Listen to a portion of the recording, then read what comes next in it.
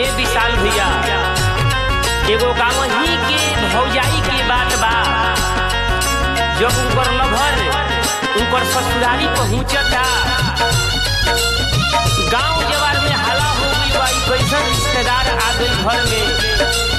भैया सोचते बारे तब तक ले भैया के संगतिया पहुंच जाता रे और भैया से सवाल करता रे ई के ह आ कैसे कौना भाव में कहता रे ये संदीप बाबा। भैया सोचता रे कैसन रिश्तेदारी आइल बा। एक संदीप बाबा सुनी, भैया सोचता रे कैसन रिश्तेदारी आइल बा, रिश्तेदारी आइल बा। भाई बन के हमारा भौजी के यारे आइल बा, भाई बन के हमारा भौजी के यारे आइल बा, भाई बन के हमारा भौजी के।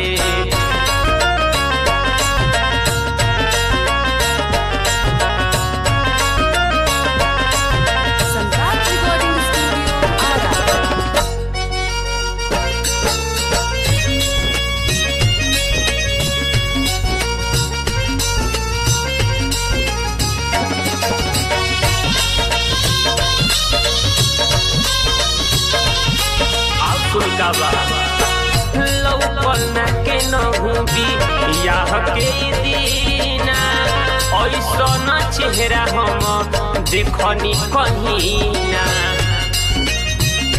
सुनी लौकना के नहुबी याह के दीना, ऐसन चेहरा हम देखनी कहीना। सभे सोचता कि भैया जी के सारे आइल बा, सभे सोचता कि भैया जी के सारे आइल बा। हाँ जी सारे आइल बा, भाई बन के हमारा भौजी के यारे आइल बा, भाई बन के हमारा भौजी के यारे आइल बा, भाई बन के हमारा भौजी के।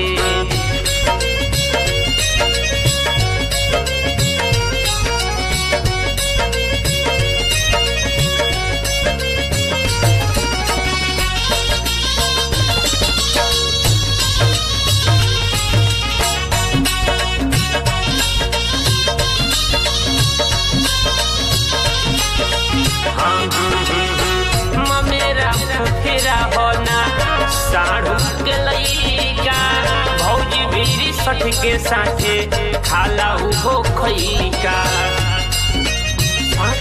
साथ खाला। मेरा फेरा होना साढ़ू के लइका, भौजी बीरी सठ के साथे खाला उहो खैका। सेवा कर तारी ऐसन खातिर दारे आइल बा, सेवा कर तारी नया खातिर दारे आइल बा, खातिर दारे आइल बा।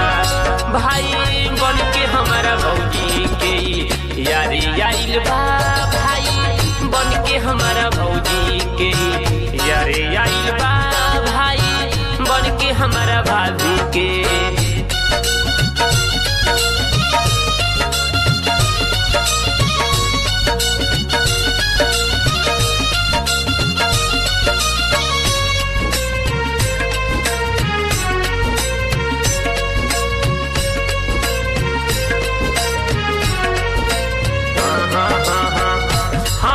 से अपना की या वो हंसी हंसी के विकेश विधाता सैया रहे लालची के।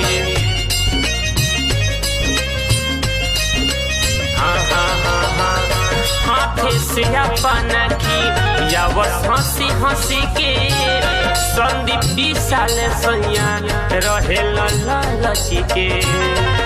जब से आइल बा सिसोदिया बा हारी आइल बा, जब से आइल बा सिसोदिया बा हारी आइल बा, हाँ बा हारी आइल बा।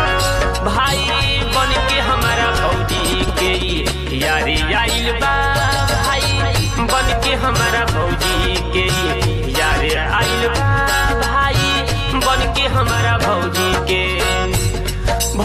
सोचा तारी कैसन रिश्ता दारी आइल बा भैया सोचा तारी कैसन रिश्ता दारी आइल बा रिश्ता दारी आइल बा भाई बन के हमरा भौजी के यारे आइल बा भाई बन के हमरा भौजी के यारे आइल बा भाई बन के हमरा भौजी के यारे आइल बा भाई बन के हमरा भौजी के यारे आइल बा भाई बन के हमरा भौजी के यारे आइल बा भाई बन के हमरा भौजी के